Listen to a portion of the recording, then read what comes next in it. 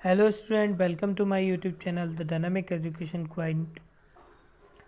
Student, आज हम बात करेंगे सेल स्ट्रक्चर की और उसके फंक्शन की। तो चलिए स्टार्ट करते हैं हम अपनी वीडियो को। तो दोस्तों, सबसे पहले बात कर लेते हैं हम सेल थ्योरी की। All living things are made up of cell. जितनी भी लिविंग थिंग्स हैं वो सारी की सारी सेल से बनी हुई हैं। सेल जीवधारियों की बॉडी की संरचनात्मक एवं क्रियात्मक इकाई होती है। गाइस, बात कर लेते हैं सेल की डिस्कवरी की। तो सेल की डिस्कवरी रॉबर्ट हुक नामक वैज्ञानिक ने की थी, लेकिन इन्होंने जो कोशिका देखी थी वो लिविंग सेल नहीं थी, वो नॉन लिविंग सेल, वो लिविंग सेल नहीं थी गाइस। लेकिन जीवित कोशिका को सर्वप्रथम लेविन हॉक ने देखा। ठीक है गाइस, जो सेल थ्योरी है उसको स्लाइडेन एवं स्वान नामक वैज्ञानिकों ने प्रस्तुत किया। गाइस, सेल जो होती है वो basic unit of structure and function in all living organism होती है। जैसे दोस्तों, हम मकान बनाने के लिए ईंटों का यूज़ करते हैं। जैसे कि अगर हम एक ईंट, दूसरी ईंट, तीसरी ईंट, तो बहुत सारी ईंटें मिलके एक दीवार, फिर दीवार मिलके एक कमरा, और कई सारे कमरों को अगर हम सिस्टमेटिक कर दें तो हम बना लेते हैं हम बना लेते हैं एक घर। उसी तरह कई सारी सेल्स मिलके क्या बनाती हैं, एक ऊतक बनाती हैं, और कई सारे ऊतक मिलके जो है एक आपका ऑर्गन बनाते हैं, और कई सारे ऑर्गन सिस्टमेटिक रूप से मिलके क्या बनाते हैं, एक बॉडी बनाते हैं। ठीक है, तो गाइस, सेल जो होती है वो शरीर की संरचनात्मक एवं क्रियात्मक इकाई होती है। अब गाइस, बात कर लेते हैं सेल डिफिनीशन की। तो सेल्स को आप बहुत प्रकार से डिफाइन कर सकते हैं। आप कह सकते हैं cell is the smallest unit that is capable of performing life functions. Cell is the basic structural and functional unit of living organism. In other words, cell make up living things and carry out activities that keep a living things alive. अब दोस्तों, बात करते हैं sales के examples की। तो sales के examples में बहुत सारी एनिमल्स हैं जो यूनिसेलुलर होते हैं, उनमें सिर्फ एक सेल होती है। जैसे कि आप देख सकते हैं अमीबा है, फिर आप बैक्टीरिया है। ठीक है, और सेल्स की एग्जांपल में आप nerve cell, red blood cell को देख सकते हैं। गाइस, अब बात करते हैं सेल्स के टाइप की, यानी कि प्रकार की। तो गाइस, सबसे पहला टाइप आता है प्रोकैरियोट, और दूसरा टाइप है आपका यूकैरियोट। दोस्तों, चलो चलते हैं, जानते हैं इनके बारे में डिटेल से। तो गाइस, जो ये प्रोकैरियोटिक सेल्स हैं ये आरंभी प्रिमिटिव टाइप की सेल्स हैं। इनमें वास्तविक केंद्रक नहीं पाया जाता है, अर्थात इनमें केंद्रक कला का अभाव होता है। इनमें माइटोकांड्रिया, लबक, गाल्जी बॉडी एवं ईआर आदि कोई भी कोशिकांग नहीं पाए जाते। यानी कि ये जो सेल्स हैं प्रोकैरियोटिक सेल हैं, ये जब पृथ्वी बनी थी तब के जब जीवधारी जो शुरू के आदि जीव थे उनमें पाई जाती थी। तो इसी वजह से ये उतनी वेल डेवलप्ड नहीं है जितनी यूकैरियोटिक सेल्स वेल डेवलप्ड है। वर्तमान में इस प्रकार की कोशिकाएं जो हैं जीवाणुओं, नीले हरे शैवालों में पाई जाती हैं। अब बात कर लेते हैं गाइज यूकैरियोटिक सेल्स की। तो गाइज, जो यूकैरियोटिक सेल हैं ये पूर्ण विकसित सेल्स हैं, ये वेल डेवलप्ड सेल हैं। इनमें वास्तविक केंद्रक पाया जाता है। जैसे कि गाइज, आप यहाँ पर दो सेल्स देख सकते हैं, एक प्लांट सेल है, एक एनिमल सेल है, जिसमें आप केंद्रक देख सकते हैं, दोनों में प्रेजेंट है। इनमें माइटोकांड्रिया, लबक, गाल्जी बॉडी आदि सेल ऑर्गेनेल्स पूर्ण विकसित अवस्था में पाए जाते हैं। ये सेल्स कोश जीवाणुओं तथा नीले हरे शैवालों को छोड़कर अन्य सभी लिविंग ऑर्गेनिज्म में पाई जाती हैं। गाइस, आपको टिपिकल एनिमल सेल शो हो रही है, जिसमें आप बाहर देख सकते हैं। सबसे बाहर इसमें सेल मेम्ब्रेन है, उसके बाद इसमें आप देख सकते हैं प्लाज्मा सेल मेम्ब्रेन, फिर आप ये देख सकते हैं एंडोप्लाज्मिक रेटिकुलम, न्यूक्लियस है, और ये आप देख सकते हैं ribosomes, mitochondria, lysosome, Golgi body. लेकिन इसमें जो है क्लोरोप्लास्ट अनअवेलेबल रहता है। ठीक है गाइस, अब हम बात करते हैं टिपिकल प्लांट सेल की। टिपिकल प्लांट सेल में आप देख सकते हैं सेल मेम्ब्रेन अंदर की तरफ है, और इसमें एक चीज़ पाई जाती है cell wall. Cell wall guys जो है केवल और केवल जो कोशिका भित्ति होती है वो प्लांट की सेल में ही पाई जाती है। बाकी आप देख सकते हैं इसमें क्लोरोप्लास्ट भी है। ठीक है, और इसमें जो वैक्यूल होती है, जो रिक्तिका होती है, वो काफ़ी बड़ी होती है। गाइस, अब बात करते हैं कोशिकाओं के साइज़ की। तो कोशिकाएं साइज में बहुत छोटी भी हो सकती हैं और बड़ी भी हो सकती हैं। मोस्ट सेल, जो ज़्यादातर सेल्स हैं वो माइक्रोस्कोपिक होती हैं, और सम कुछ सेल्स ऐसी भी होती हैं जो मैक्रोस्कोपिक होती हैं, यानी कि उन्हें आप नग्न आंखों से देख सकते हैं। अगर हम सबसे स्मॉलेस्ट सेल की बात करें तो माइकोप्लाज्मा जो है सबसे स्मॉलेस्ट सेल है, और अगर लार्जेस्ट सेल की बात करें तो ऑस्ट्रिच का एग है। अगर हम इस साइज की बात ह्यूमन में कर लें तो सबसे स्मॉलेस्ट सेल जो है वो स्पर्म सेल होती है ह्यूमन की, और लार्जेस्ट सेल ह्यूमन में ही ओवम सेल होती है। और अगर लॉन्गेस्ट सेल की बात करें तो नर्व सेल का साइज एक एम तक होता है। अब गाइस बात कर लेते हैं पार्ट्स ऑफ सेल्स यानी कि ऑर्गेनेल्स। तो गाइस अगर एक पूर्ण विकसित कोशिका को देखें तो उसके महत्वपूर्ण रूप से 3 भाग होते हैं। नंबर 1 प्रोटोप्लाज्म, नंबर 2 रिक्तिका, नंबर 3 कोशिका भित्ति यानी कि सेल वॉल। लेकिन गाइस यहाँ पर हम पहले सराउंडिंग द सेल यानी कि सेल के चारों तरफ जो पार्ट होते हैं उनके बारे में बात करेंगे। तो गाइस सबसे पहले हम बात करते हैं सेल मेम्ब्रेन की। सेल मेम्ब्रेन गाइस सबसे बाहर की ओर जो पाई जाती है। गाइस सेल मेम्ब्रेन सबसे बाहर की तरफ पाई जाती है और ये डबल लेयर होती है, ये डबल लेयर होती है। Cell membrane guys double layered होती है। इसका काम होता है कि ये कोशिका द्रव को सेल के अंदर बनाए रखे। जिस तरह से गाइस हम बाजार में जाते हैं तो हम सब सामान लेते हैं तो उसको वो एक झिल्ली में डाल देता है, उसी तरह से साइटोप्लाज्म इस सेल मेम्ब्रेन के अंदर सुरक्षित रहता है। अब गाइस सेल वॉल जो होती है only in plant and bacteria में पाई जाती है। जैसे कि जो एनिमल्स की जो सेल होती है वो काफ़ी छोटी होती है, ठीक है, और जो प्लांट की एनिमल्स की सेल जो होती है काफ़ी छोटी होती है, और जो प्लांट की सेल होती है उन पे उनकी सुरक्षा के लिए एक और वॉल पाई जाती है जिसे हम सेल वॉल यानी कि कोशिका भित्ति कहते हैं। ये आपकी सेल मेम्ब्रेन के बाहर होती है। इसका फंक्शन होता है outer membrane that support and protect cell. इसका फंक्शन होता है कि सेल को सपोर्ट और जो है सुरक्षा प्रदान करे। ये गाइस सेलुलोज की बनी होती है और आपकी सेल मेम्ब्रेन प्रोटीन की बनी होती है। गाइस अब इनसाइड द सेल यानी कि द सेल स्ट्रक्चर के बारे में बात करेंगे। हम एक एक कोशिकाओं को अच्छे से स्टडी करेंगे। गाइस अब हम सबसे पहले बात कर लेते हैं न्यूक्लियस की।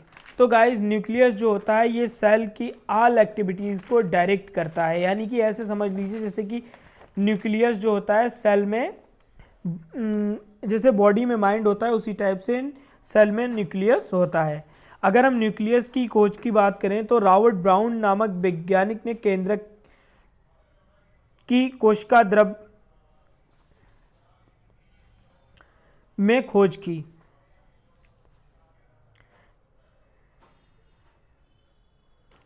गाइस ये जो आपका केंद्रक होता है ये कोशिका द्रव में धंसा हुआ रहता है, लगभग गोल आकृति का, घने गहरे रंग का जीव का साइटोप्लाज्म का एक पार्ट होता है। अधिकतर सेल्स में एक ही केंद्रक पाया जाता है, किंतु कुछ प्लांट्स की सेल्स में एक से अधिक केंद्रक भी पाए जाते हैं। और गाइस केंद्रक की आप स्ट्रक्चर देख लीजिए, नीचे आपको न्यूक्लियस की स्ट्रक्चर दिखाई दे रही है जिसमें आपको सबसे बाहर की ओर न्यूक्लियर मेम्ब्रेन दिखाई दे रही है।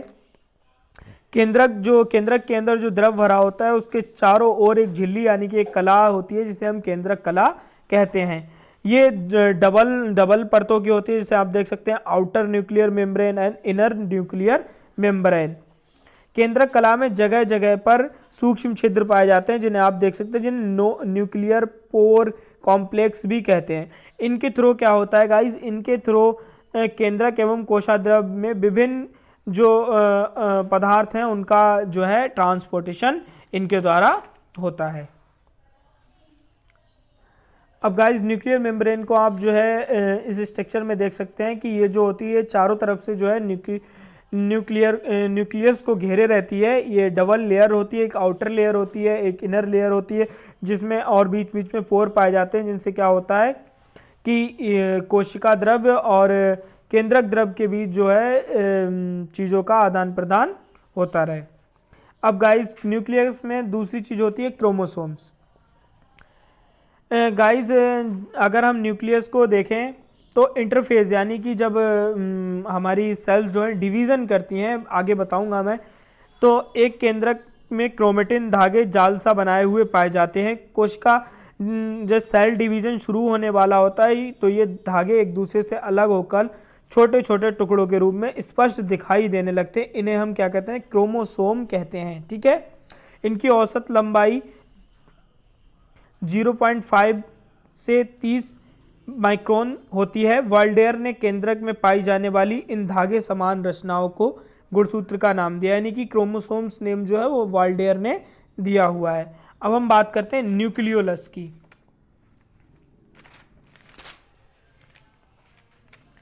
गाइस, न्यूक्लियस के अंदर एक स्ट्रक्चर पाई जाती है जो contains RNA to build protein होती है, जिसे हम न्यूक्लियोलस कहते हैं।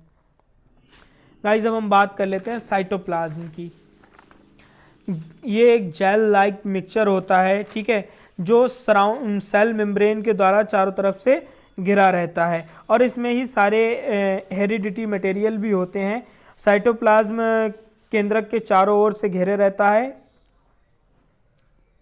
और अधिकतर पौधों की सेल्स की अगर हम बात करें या निर्जीव सेल्स की बात करें तो ये भित्ति से घिरा रहता है। इसमें सभी सजीव कोशिकांग तथा उनके निर्जीव पदार्थ सारे के सारे पाए जाते हैं। अब बात करेंगे गाइस हम कि साइटोप्लाज्म में क्या क्या पाया जाता है। तो साइटोप्लाज्म में जो केंद्रक के बाहर की ओर पाई जाती है उसे हम कहते हैं, जो केंद्रक के बाहर पाई जाती है उसे हम कहते हैं एंडोप्लाज्मिक रेटिकुलम। जैसे कि आप इस डायग्राम में देख सकते हैं, कि केंद्रक के बाहर क्या है, एक जालिका की टाइप की बनी हुई जिसे हम क्या कहते हैं, एंडोप्लाज्मिक रेटिकुलम। एंडोप्लाज्मिक रेटिकुलम की अगर हम डिस्कवरी की बात करें तो इसे केआर पोर्टर ने की थी। ये कोशिका द्रव में बहुत ज़्यादा फैली हुई असंख्य शाखाओं वाली आपस में संबंधित बंद झिल्लियों का एक जाल है। एंडोप्लाज्मिक रेटिकुलम यूकैरियोटिक कोशिकाओं में पाई जाती है, प्रोकैरियोट्स में नहीं पाई जाती। सबसे बड़ी झिल्ली अगर हम बात करें कि यूकैरियोटिक सेल्स जो हैं उनमें सबसे बड़ी झिल्ली कौन सी है तो उसमें एंडोप्लाज्मिक रेटिकुलम ही आएगी। एंडोप्लाज्मिक रेटिकुलम भी दो टाइप की होती है, जिनमें एक होते हैं स्मूथ टाइप और दूसरे होते हैं रफ टाइप। जो स्मूथ टाइप होते हैं उन पर राइबोसोम नहीं होते, जो स्मूथ टाइप के होते हैं उन पर राइबोसोम नहीं पाए जाते हैं। आप दोनों डायग्राम देख सकते हैं, बाहर की तरफ जो है स्मूथ टाइप है और अंदर की तरफ रफ टाइप है और उन पे क्या पाए जाते हैं, राइबोसोम पाए जाते हैं। अब बात करेंगे गाइस की राइबोसोम्स क्या होते हैं।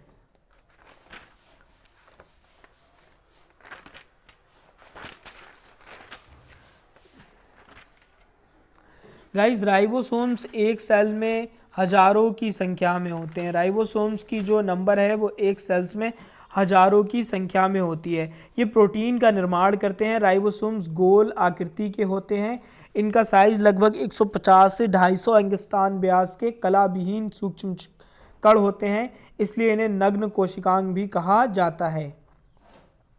इनमें आरएनए तथा प्रोटीन लगभग समान भाग में पाए जाते हैं। इन कणों को सर्वप्रथम रॉबिन्सन तथा ब्राउन ने सेम की जड़ों में देखा, लेकिन इनकी जो डिस्कवरी का श्रेय है वो पैलाडे नामक वैज्ञानिक को दिया जाता है। Ribosomes are mostly two types, 70S ribosomes and 80S ribosomes. अब गाइस बात करते हैं माइटोकांड्रिया की।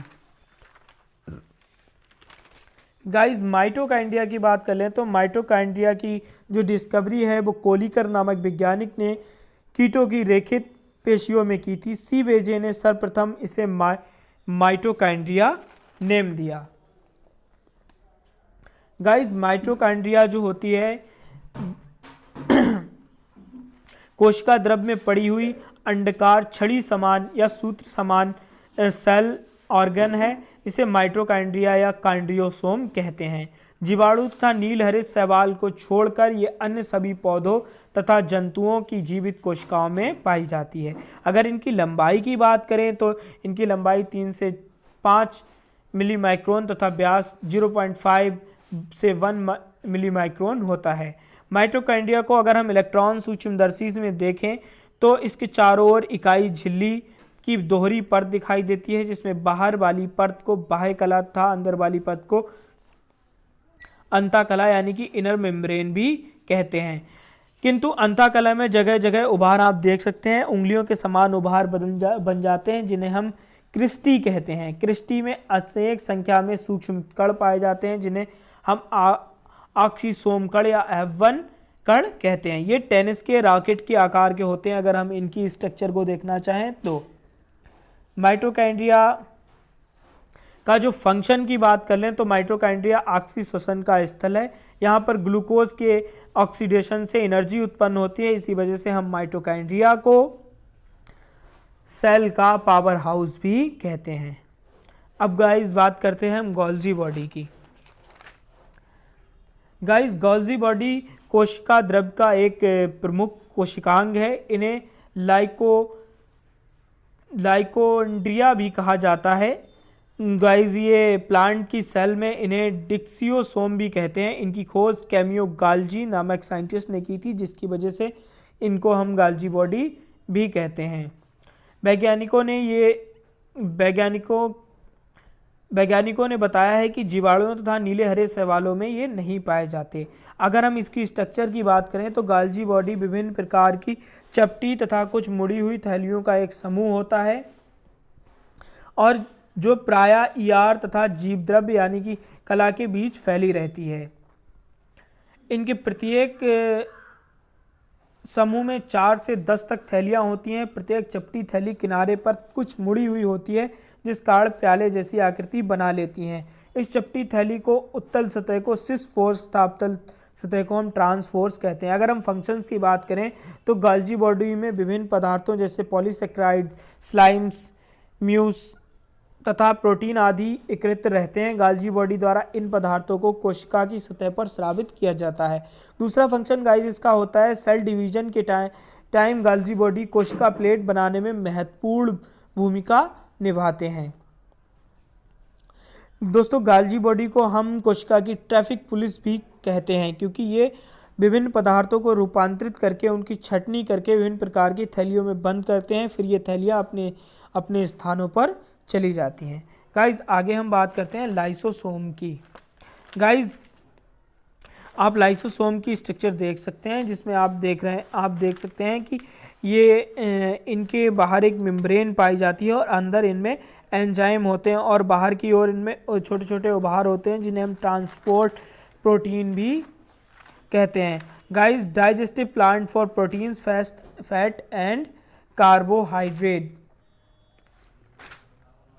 रिमूव वेस्ट, ये जो भी सेल्स के अंदर वेस्ट होता है उसको रिमूव करते हैं, और cell breaks down if lysosome explode. Guys lysosome की अगर हम खोज की बात करें तो डी डुबे नामक वैज्ञानिकों ने जंतुओं की कोशिकाओं जैसे यकृत तथा वृक्क की कोशिकाओं तथा अग्न्याशय आदि में निश्चित रूप से पाई जाती हैं, किंतु पौधों की कोशिकाओं में इनकी उपस्थिति के उदाहरण कम मिलते हैं। गाइस लाइसोसोम्स के अगर फंक्शंस की बात करें तो लाइसोसोम विभिन्न बाह्य कोशिकीय पदार्थों तथा अंतः कोशिकीय पदार्थों का पाचन करते हैं। कोशिका अगर सेल डेड हो जाने पर रोग की अवस्था में लाइसोसोम स्वतः फटकर कोशिका को नष्ट कर देते हैं। कभी कभी स्वस्थ कोशिकाओं में लाइसोसोम के फट जाने पर कोशिका के विभिन्न पदार्थों का पाचन हो जाता है, क्योंकि गाइस इनके अंदर एंजाइम्स होते हैं, जिस कारण ही इन्हें कोशिका के लिए आत्मघाती थैलियाँ भी कहा जाता है। अब गाइस बात करते हैं वैक्यूल्स की, यानी कि रिक्तिका की।